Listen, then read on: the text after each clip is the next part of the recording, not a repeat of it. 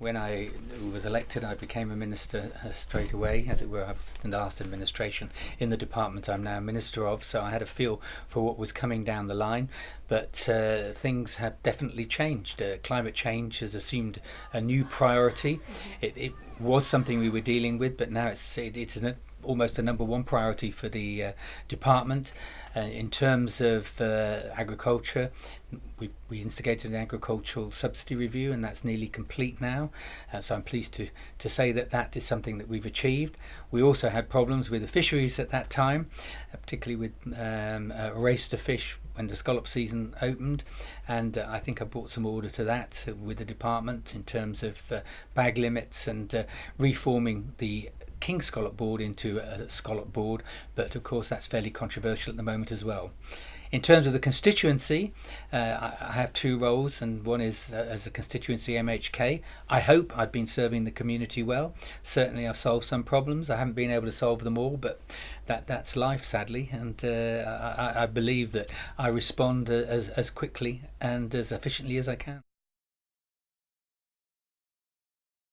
I spent 2 days last week in Scotland looking at community energy projects in Aberdeen and the Orkneys, and smart grid technology, and all these things are going to help us put together a greener future, and one that relies on renewable energy. So I think we've got things in place, and with our new independently chaired committee, because it was obvious to me and to other members that we were going to have some disparity of interest, I was trying to start this on a workshop basis, but after the first meeting I thought, well, it's probably better, and after the debate in Tynwald, we have an independent chair with an independent committee reporting with editorial freedom, as it were, to point us in the right direction, because it's such a complex issue. When you start looking at it, it's not just electric cars or wind turbine generation.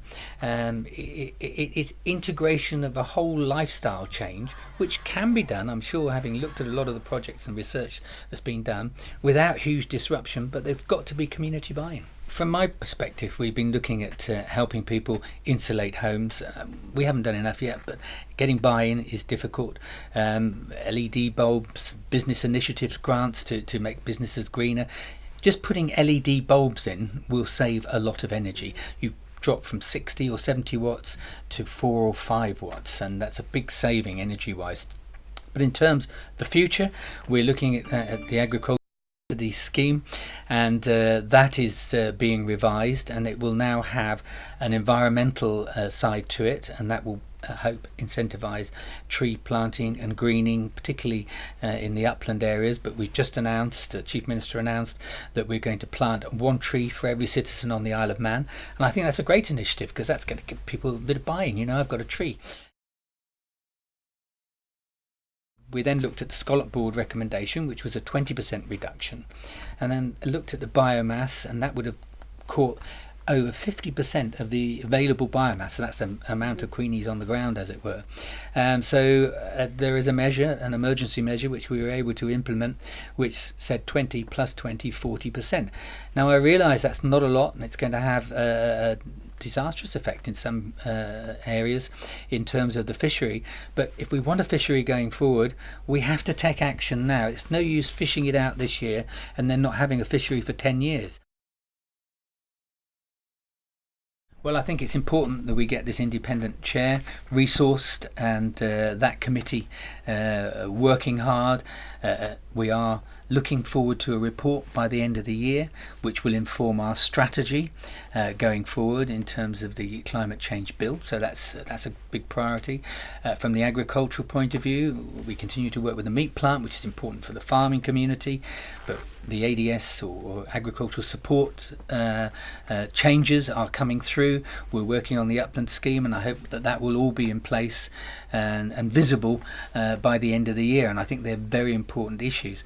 The plastic strategy we touched on, we need to get that through, and we need to get movement on that.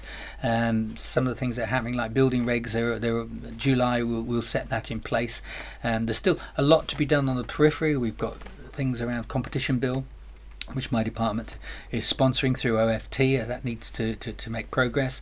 We've got an animal welfare bill, which I'd like to see put through before the end of this parliamentary period. But at the moment, Brexit, which we haven't touched on, has taken up an inordinate amount of time in the department.